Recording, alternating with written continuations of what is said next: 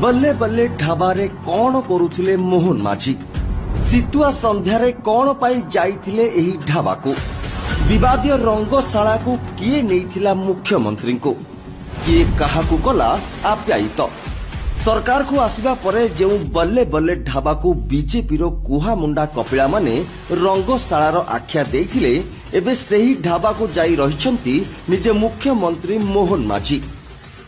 जदि एहा एक रंगशाला ताहाले एठी मोहन माझींकर कोन काम? मुख्यमंत्री कोन निजे रंगशालार मजा नेबाकू जाइथिले कि? तांको पई एही रंगशाला को किए रंगीन करिथिला?